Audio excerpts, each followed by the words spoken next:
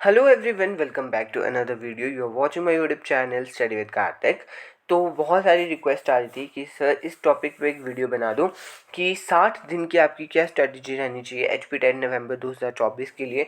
वो चाहे आर्ट्स का हो, चाहे मेडिकल का हो, नॉन मेडिकल का हो, TGT हो, JBT हो, शास्त्री हो, जो भी टेट होने वाले हैं हमारे नवंबर में। तो अब आप लोगों के पास ऑलमोस्ट 60 दिन का समय है। तो उसमें कैसे आप लोगों ने प्रिपेयर करना है। और सबसे बड़ी जो यहाँ पे बात थी कि हम टीपी, जो आप लोगों के कुछ बच्चे हैं जो कि अभी टीपी में हैं, जिनकी टीचिंग प्रैक्टिस चली है, उनको लेसन प्लान्स बनाने हैं, फाइल्स वर्क करना है, मिनिएचर्स हैं, बहुत सारे काम हैं। उसके साथ साथ हम कैसे टाइम को मैनेज करें और HP टेट को क्वालिफाई करें, ठीक है। तो इस पे ही ये वीडियो रहने वाली है। तो वीडियो को पूरा ज़रूर देखिएगा और लाइक ज़रूर कर दीजिएगा वीडियो को, और दोस्तों के साथ शेयर भी ज़रूर कर दीजिएगा। देखो, सबसे पहले तो ना मैं ये आप लोगों को कहना चाहूँगा कि HP टेट बहुत बड़ी चीज़ नहीं है, ठीक है। ये क्वालिफाई करना एक बहुत बड़ा ऐसा कोई पहाड़ नहीं है कि भाई हाँ नहीं हो पाएगा। अब आप लोगों ने B.Ed एंट्रेंस क्लियर किया है, तो आप लोगों ने सबसे पहले क्या करना है कि आप लोगों ने पिछले 5 साल के क्वेश्चन पेपर तो एट लीस्ट सॉल्व करने हैं। अब इसमें क्या होता है कि देखो, जून में हमारा पेपर होता है और एक दिसंबर में पेपर होता है। फिर इसमें भी क्या होता है कि एक मेडिकल का होगा, नॉन मेडिकल का होगा, आर्ट्स का होगा, JBT का होगा, जितने भी सारे होते हैं उनसे आप लोगों ने क्या करना है, साइकोलॉजी और GK का सेक्शन उठाना है। वैसे मैं भी आप लोगों के लिए वीडियोस प्रोवाइड करूंगा अगर अच्छा रिस्पांस रहता है। अभी तक मैंने 2-3 वीडियोस बनाई है, उस पर उतना ज़्यादा रिस्पांस अच्छा नहीं है, पर चलो छोड़ो। पर मैं आप लोगों के लिए साइकोलॉजी और GK की बहुत अच्छी सीरीज़ लेके आऊँगा, ये मैं आप लोगों को प्रॉमिस करता हूँ, ठीक है।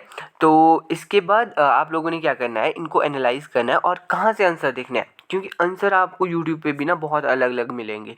कोई पर्सन उसी क्वेश्चन का कुछ अलग आंसर देगा, कोई कुछ देगा। आप लोगों ने क्या करना है, ऑफिशियल जो आपकी ऑफिशियल आंसर की होती है ना, उसी से मैच करना है और किसी से मैच नहीं करना है, क्योंकि HP बूस्ट उसी को आंसर को करेक्ट मानेगा जो उन्होंने अपनी आंसर की में प्रोवाइड करवाई होती है, ठीक है। तो आप लोगों ने वहीं से देखना है। तो आप लोगों ने एटलीस्ट 5, वैसे तो 5 से ज़्यादा हो सके तो वो कर लेना, पर एटलीस्ट 5 का करना। और हाँ, बहुत सारी बुक्स होगी आप लोगों के पास, अगर आप लोगों ने खरीदी है, अगर नहीं खरीदी है तो आप खरीदोगे I guess previous year question papers के लिए। तो उसमें भी ना आंसर कई बार गलत दिए होते हैं, तो उसको क्रॉस वेरिफिकेशन करना है आप लोगों ने ऑफिशियल जो आंसर किया है उससे, क्योंकि बहुत जगह मैंने मिस प्रिंट, बहुत जगह मैंने ऐसा देखा है कि बहुत गलत आंसर दे दिए होते हैं। तो आप लोगों ने ये करना है, ठीक है। उसके बाद आप लोगों ने क्या करना है कि जो भी आपके क्वेश्चन पेपर है ना, आपके रिसेंट हुए हैं, जैसे अभी रिसेंट हुए हैं जून के पेपर और दिसंबर 2023 के पेपर, इनको एनालाइज करना है। आप लोगों ने देखना है कि कौन से ऐसे कॉमन टॉपिक्स है जहाँ से क्वेश्चन आ रहे हैं। वैसे कॉमन टॉपिक की एक वीडियो मैं भी बना दूंगा, साइकोलॉजी और GK वगैरह की। तो जो आपके टॉपिक, जो आपका सब्जेक्ट है, जैसे नॉन मेडिकल का मैथ्स हो गया, केमिस्ट्री, फिजिक्स हो गया, है ना, और मेडिकल के लिए जो भी बायो, बॉटनी, zoology जो भी होती है, मुझे उतना नॉलेज नहीं है। आर्ट्स वाले जो भी हैं उनका जो SST रहता है ना, SST में कौन कौन सी एक फेवरेट टॉपिक्स है उनके, जैसे हिस्ट्री से काफ़ी सारे क्वेश्चन पूछे जा रहे हैं। हिस्ट्री में कौन से हिस्ट्री से पूछे जा रहे हैं, एंशिएंट से पूछे जा रहे हैं, है ना, जो भी चीज़ें हैं वो आप लोगों ने एनालाइज करना है कि इस टॉपिक से काफ़ी क्वेश्चन आ रहा है और उस टॉपिक को आपने अच्छे से पढ़ना है। और मैंने एक चीज़ देखी है कि जो PYQs है ना, वो इतनी इंपॉर्टेंट है कि PYQs रिपीट होते ही होते हैं। अगर मान लो 150 क्वेश्चन आपको आते हैं ना, तो मैं गारंटी के साथ कह सकता हूँ, गारंटी के साथ, कि 50 से 60 क्वेश्चन तो आपके PYQs होंगे ही होंगे, चाहे वो कभी के भी हों, ठीक है। तो इतने ज़्यादा आते हैं, तो आप लोगों को उसके बाद क्या है, 30 मार्क्स स्कोर करने हैं बस, ठीक है। और वैसे ही आप लोगों ने इंग्लिश का देख लेना है। आर्ट्स वालों की बात करूँ तो कि इंग्लिश में कौन कौन से टॉपिक से आ रहा है, ठीक है। अगर आप लोगों की इंग्लिश वीक है तो मैं आपको सजेस्ट करूँगा और टॉपिक्स पे अपना कमांड बनाइए, क्योंकि TP के साथ साथ बहुत मुश्किल हो जाता है कि आप लोगों ने सब कुछ करना है, ठीक है। तो ये आप लोगों ने मोस्ट रिपीटेड टॉपिक्स भी सिलेक्ट कर लेना है। उसके बाद देखिए TP और आप लोगों को, मुझे पता है कि जब हम स्कूल में होते हैं तो हमारे को क्या होता है, लेसन प्लान्स बनाने होते हैं, वो वीकली बेसिस पे चेक कराने होते हैं, साथ में मिनिएचर्स बनाने होते हैं, और स्कूल के काम होते हैं, स्कूल में बच्चों को पढ़ाना भी होता है, उसके लिए प्रिपेयर करके भी जाना होता है, ठीक है। तो मुझे पता है कि टाइम बिल्कुल भी नहीं होता है जब हमारे पास, हम TP में होते हैं। तो आप लोगों ने क्या करना है, देखो मान लो कि TP आपकी 9 से 3 है या 10 से 4 है, जो भी आपकी TP है, तो आप लोग मुझे पता है कि 10 बजे मतलब आप लोगों ने क्या करना है कि सुबह आप लोगों ने 1 से 2 घंटे निकालने हैं, ठीक है। सुबह 1 से 2 घंटे निकालो, उसमें पढ़ो। उसके बाद क्या करो, ये रात को जैसे मान लीजिए आप 4 बजे आते हो, मुझे पता है कि बहुत ज़्यादा थक जाते हैं या जो भी चीज़ें होती है, क्योंकि मैं भी टिपी लगाई है मैंने 4 महीने, तो मुझे पता है कि बहुत बिल्कुल भी मन नहीं करता है पढ़ने का, या जो भी चीज़ें हैं आपको रूम आके भी लेसन प्लान्स बनाने होते हैं या जो भी चीज़ें करनी होती है, तो आप लोगों ने फिर भी क्या करना है कि रात को भी एटलीस्ट 1 से 2 घंटे निकालो, एटलीस्ट 1 घंटा तो निकालो ही निकालो, ताकि उसमें चाहे आप PYQs ही सॉल्व करो या PYQs की वीडियोस देख लो, ठीक है। PYQs की वीडियो नहीं देखनी है तो कोई भी वीडियो देख लो, और जो भी मैंने आप लोगों को वीडियोस प्रोवाइड करनी है ना, वो PYQs रहेगी, और वो मैं आप लोगों को प्रॉपर आंसर की के थ्रू ही सॉल्व करवाऊँगा, ये गारंटी है मेरी, ठीक है। तो आपने क्या करना है कि एटलीस्ट दिन में 2 से 3 घंटे निकालो। वैसे अगर स्कूल में पॉसिबल हो, वैसे तो स्कूल में पॉसिबल नहीं होता है, पर जैसे जैसे टाइम जाएगा ना, जैसे मान लीजिए नवंबर लग गया, अभी तो चलो ये सितंबर है, नवंबर आई थिंक 15 के बाद पेपर है, मेरे को एग्जैक्ट डेट याद नहीं आ रही है, पर तो आप लोगों ने नवंबर में क्या करना है, फर्स्ट 1-2 वीक कि स्कूल में भी एटलीस्ट वीडियो सुन लेनी है, ईयरफोन लगाए अपने और सुनते रहे वीडियो, ठीक है। तो ये करना है आप लोगों ने कि अपने आप को टाइम तो अब आपको ही मैनेज करना पड़ेगा, आपको देखना पड़ेगा कि आपको कहाँ कैसे करना है। अब कोई बच्चा है जिसकी B.Ed हो गई है, तो फिर आपके पास टाइम ही टाइम है ना, या आप कुछ और कर रहे हो, वर्किंग हो, तो आपको ये डिसाइड करना है कि आप लोगों के पास कब टाइम हो सकता है कि आप पढ़ सकते हो, ठीक है। तो अब टाइम को आपको अच्छे से मैनेज करके चलना ही चलना है, ठीक है। फिर आती है बुक्स।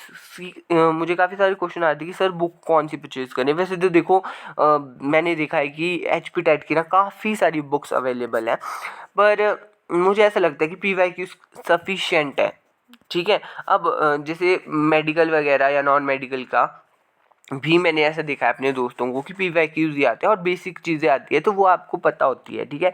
अब आर्ट्स की बात करूँ तो आर्ट्स में भी ना, जैसे जो SST आता है, SST के लिए आप अगर सेपरेट सी कोई बुक लोगे, उससे अच्छा जो आपकी अरिहंत की GK की बुक है वो भी सफिशिएंट होती है, क्योंकि उससे ही चीज़ें बनती है, ठीक है।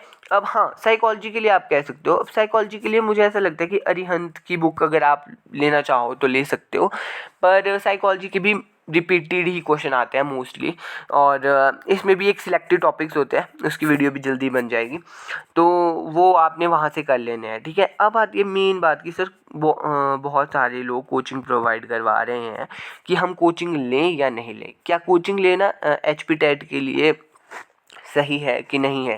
तो देखो ये डिपेंड करता है कुछ चीज़ों पे।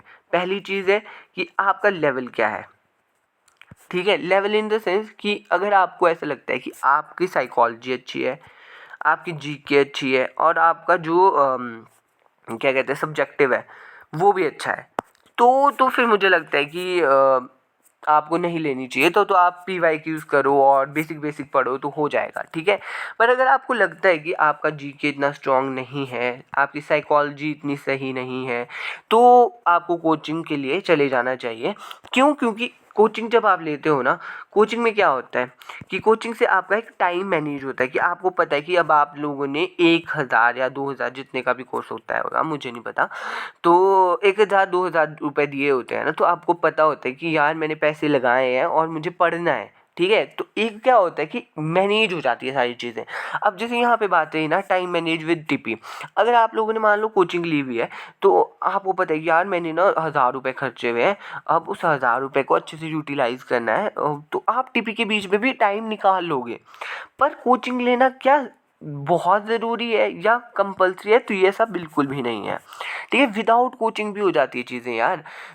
मैं तो कहता हूँ कि PYQs की बेसिस पे ही आप जो है कर सकते हो, लेकिन कोचिंग उन बच्चों के लिए ज़रूरी है जो जिनके पास कंटेंट नहीं है, पहली बात, और जिनको ऐसा लगता है कि भाई हम खुद से इतने अच्छे से प्रिपेयर नहीं कर सकते जितने अच्छे से कोचिंग वाले प्रोवाइड करवा सकते हैं, तो आपको डेफिनेटली कोचिंग के लिए जाना चाहिए, क्योंकि वहाँ पे आपको टेस्ट सीरीज़ वगैरह भी वो दे देते हैं और चीज़ें भी प्रोवाइड करते होंगे, वो जो भी चीज़ें हैं, और आपको कंटेंट भी प्रोवाइड करते होंगे, वीडियोज़ भी प्रोवाइड करते होंगे, तो इसलिए कोचिंग अच्छी है, मैं ऐसा नहीं कह रहा हूँ कि कोचिंग अच्छी नहीं है, कोचिंग ठीक है, आप जाओ कोचिंग के लिए, ऐसा कोई मेरी तरफ से मना ही नहीं है।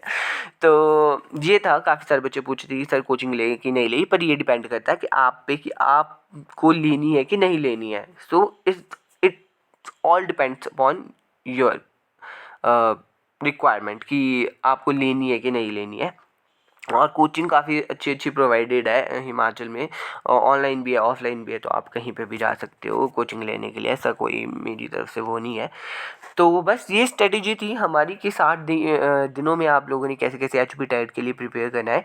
और अगर वीडियो थोड़ी सी हेल्पफुल लगी होगी तो चैनल को सब्सक्राइब और लाइक ज़रूर करिएगा।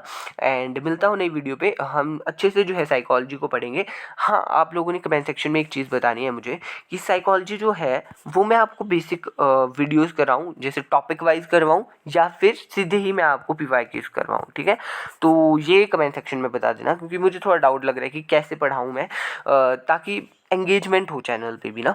तो क्योंकि देखो, अगर व्यूज़ मतलब इट्स नॉट अबाउट व्यूज़, पर अगर एक अच्छा रिस्पॉन्स मिलता है ना, तो एक पॉजिटिव वे से वीडियोस बनाने का मन भी करता है, ठीक है। तो आप लोगों ने ये कमेंट सेक्शन में मुझे बता देना है। So thank you so much.